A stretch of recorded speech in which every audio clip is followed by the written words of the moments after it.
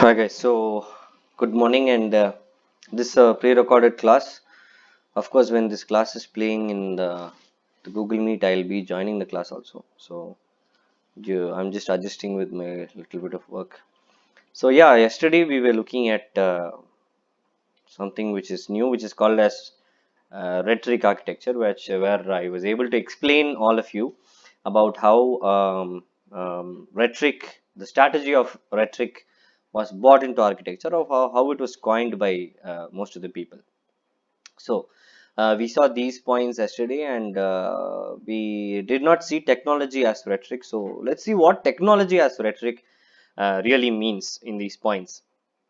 So basically, technology is both, techniques and objects that embody and enact technology. So what he means is that technology is not only the techniques or the ideas which are there present in the mind, but every idea which is present inside our mind is directly connected to an object which is existing in this real world. That is how rhetoric comes into play.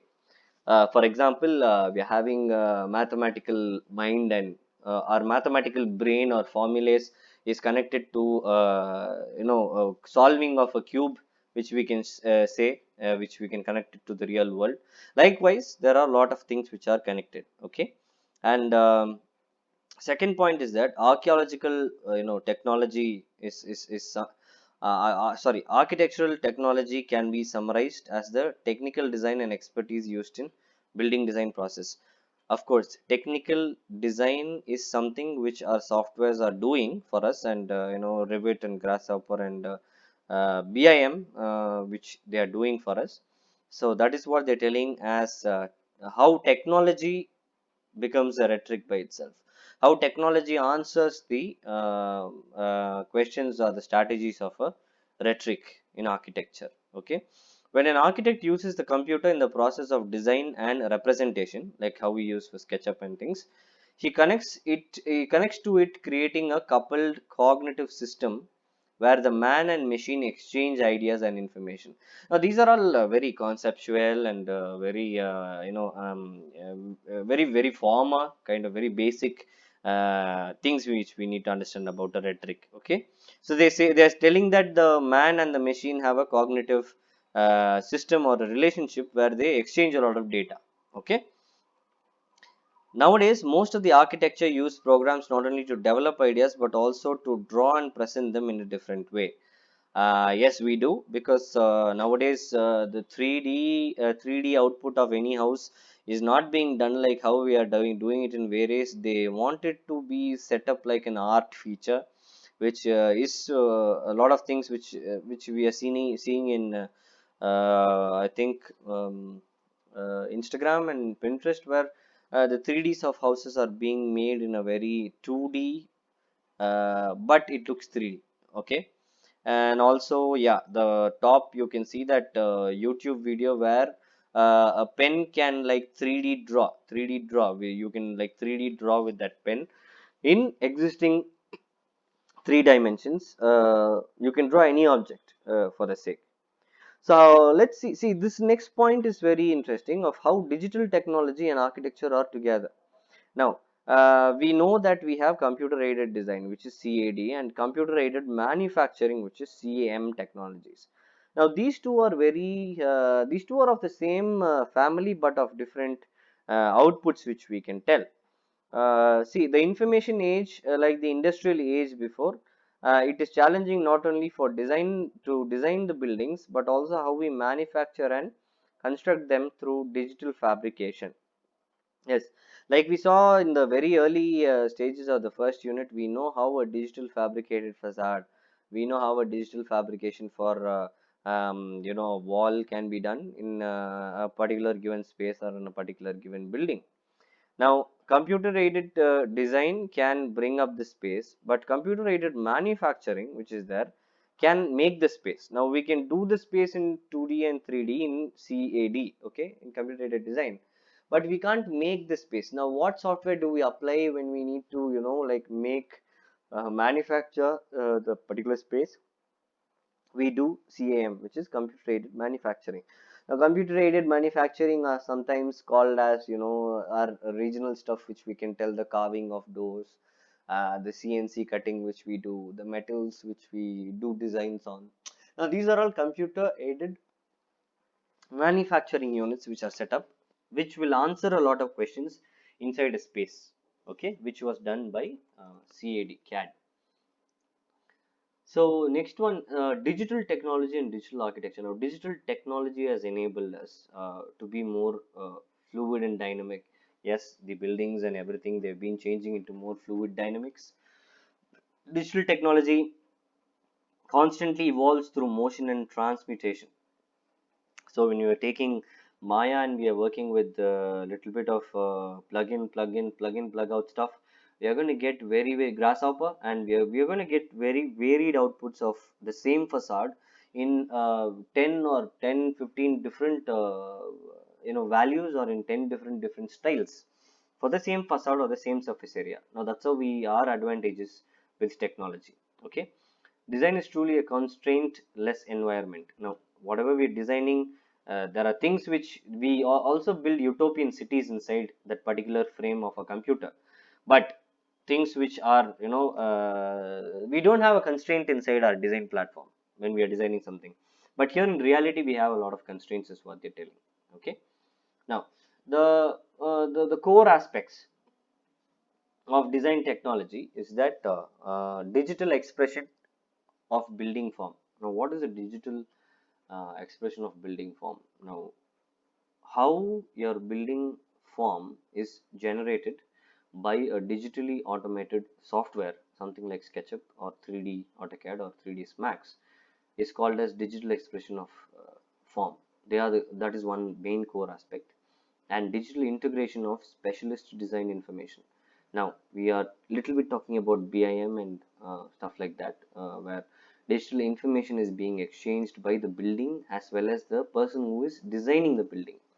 For example, when we are doing a floor layout in Revit, and we give particular lux levels for that, we take lux levels of that particular floor area and the units of electricity. Now that is called as design integration by the person who is designing, and what the output is given by the software.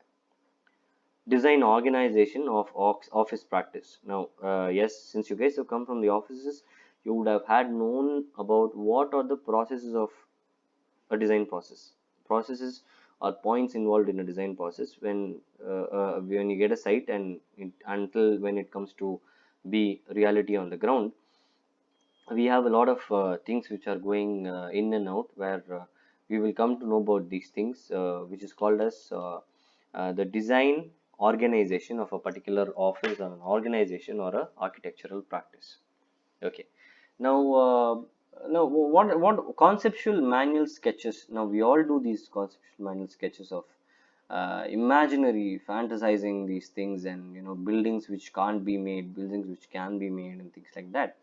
Now, the very top architects of the world are in a very good area where they can actually bring to life their very normal or conceptual sketches. If you had seen the sketches of Sahadith, if you can see the sketches of Lee Corbusier and Eiffel Wright, they are all very simple a form of abstracts, which the buildings actually look like that.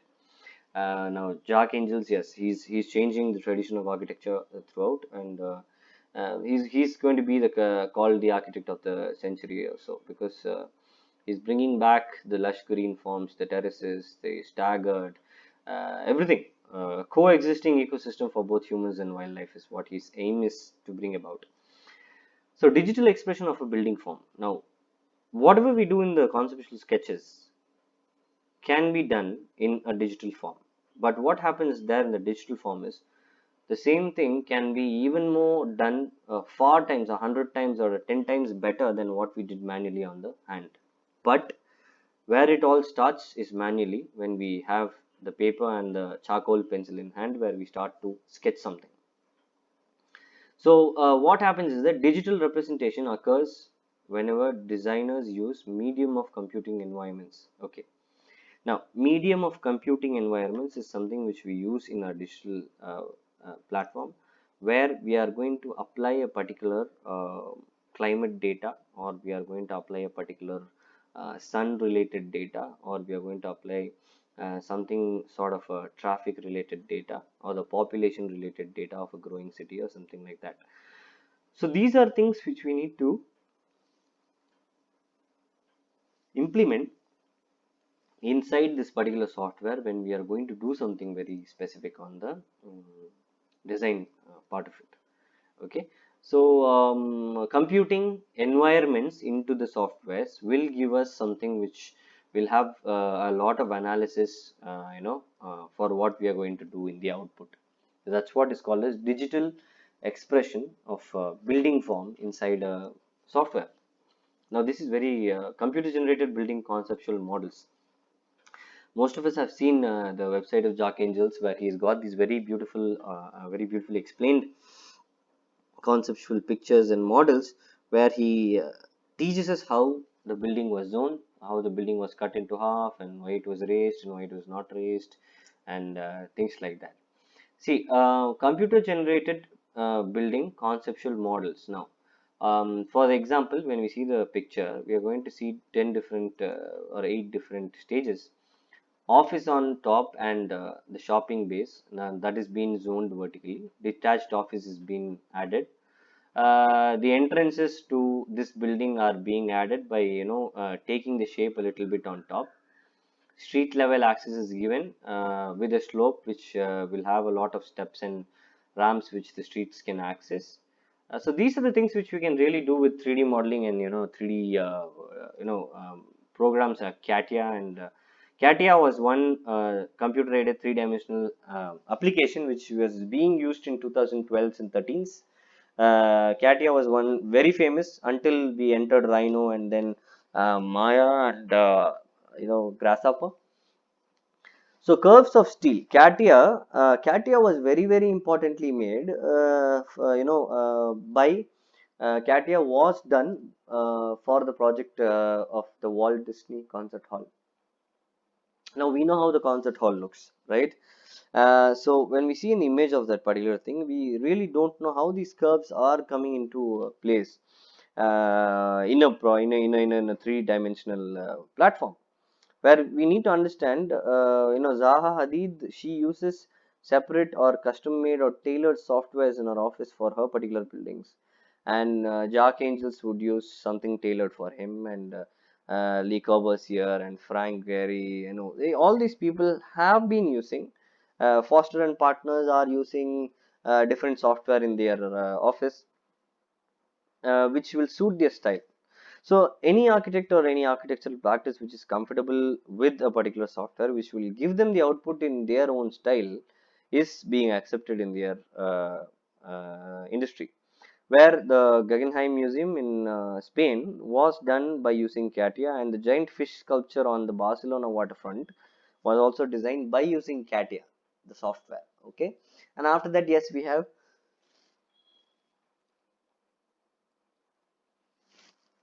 a lot of softwares which is come into place, and which we have started already using.